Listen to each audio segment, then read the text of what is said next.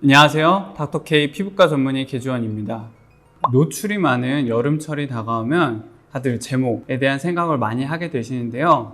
우선 흔한 제모의 방법인 면도는 주기적으로 해야 되는 번거로움과 피부 손상 등의 우려가 있고, 왁싱은 면도보다 깔끔하지만 마찬가지로 영구적인 제모가 되지 않기 때문에 실제적으로 영구 제모가 가능한 레이저 제모가 수요가 많이 증가되고 있습니다.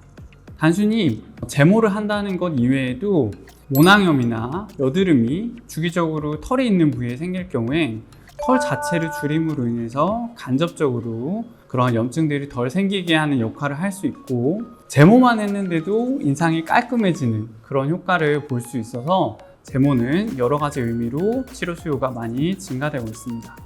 오늘은 여름철 레이저 제모에 대한 여러분들의 궁금증을 해결해 드리고자 합니다.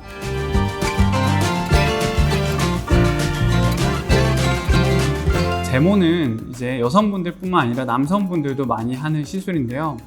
남성분들과 여성분들이 선호하는 제모 부위는 약간은 차이가 있습니다. 우선 남성분들은 인중이나 턱, 하관 주변에 노출이 되어 있는 부분에 대한 얼굴 쪽에 제모를 많이 선호하시는 편이고, 여성분들은 물론 팔이나 종아리 같은 노출 부위, 그리고 겨드랑이나 비키니 라인 같은 비노출 부위 등과 같은 부위에 대한 제모를 선호해서 그런 차이가 있고, 하지만 시간이 갈수록 남성분들도 이러한 비노출 부위 등에 대한 제모에 대한 수요는 증가하고 있어서 남녀 가릴 것 없이 조금씩은 선호 부위가 비슷해지고는 있습니다. 환자분들께서 물어보시는 가장 많은 제모에 대한 질문 중 하나는 과연 내가 몇 번이나 제모를 하면 효과를 볼 수 있는가를 가장 많이 물어보십니다. 실제적으로 모발은 레이저를 쏘면 한 번에 제모가 되지 않는데요.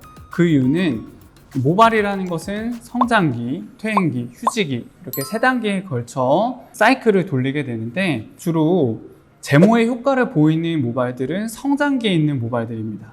레이저가 다른 제모법들과 달리 영구적인 제모를 할 수 있는 것은 레이저가 열의 형태로 전달되어 모발의 줄기세포를 파괴할 수 있기 때문입니다.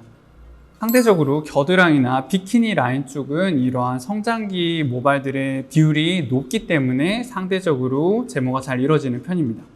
레이저 제모는 개인 차이가 있지만 1회 치료 시마다 대략 20에서 30% 정도의 모발에 대한 제모가 이루어지게 되고, 한 달에서 2달을 넘기지 않는 주기를 반복적으로 제모를 할 경우엔 치료 효과는 누적되어 증가되게 되어 있습니다. 따라서 눈에 띄는 제모 효과를 보시기 위해서는 치료 목표로 하는 기간까지 3 내지 5회, 대략 3 내지 5개월 이상의 시간을 두고 미리미리 치료받으시는 것이 중요합니다. 참고로 저는 저희 제모 레이저를 통해 얼굴에 대한 제모를 한 상태고, 실제로 거의 현재는 털이 나지 않는 상태입니다. 이런 정도까지 도달하기 위해서는 적어도 10회 이상 정도의 제모가 필요할 수 있고, 털이 굵은 분들은 그보다도 훨씬 많은 치료가 필요할 수 있습니다. 제모를 할 때 환자분들이 가장 불편해 하시는 것은 바로 통증입니다.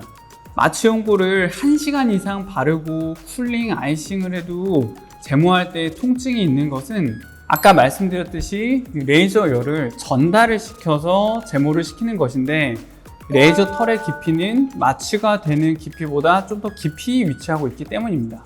따라서 만약 내가 통증에 민감한 경우 제모를 계획 중이라면 충분한 시간, 1시간 이상의 마취 시간과 그리고 치료 시에 잘 얘기를 하셔서 적극적인 아이싱, 쿨링 혹은 그 밖에 통증을 덜어주는 여러 도구들의 도움을 통해 어느 정도 치료의 불편함을 덜어드릴 수 있습니다. 그리고 제모에 대해 미리 아셔야 하는 것은 제모를 했다고 털이 바로 없어지진 않는다는 것입니다. 제모를 한 직후에는 레이저 열에 의해 털이 위축되어 있는 상태인데요. 이런 털들이 1 내지 2주 정도의 탈락기를 거쳐 빠져나가면 비로소 제모가 이루어지게 됩니다. 또한 레이저 제모는 레이저 열을 이용한 고에너지 시술에 해당되기 때문에 치료 초기일수록 반응이 강하게 나와서 붓기, 홍반 혹은 모낭염까지 생길 수 있습니다. 심할 경우엔 제모 후에 심한 열감, 통증, 물집 등과 같은 화상의 증상이 나올 수 있으므로 시술 중의 쿨링과 시술 후 진정은 매우 중요하다고 할 수 있겠습니다. 물론 시술 후 착색 방지를 위한 자외선 관리도 필수겠죠.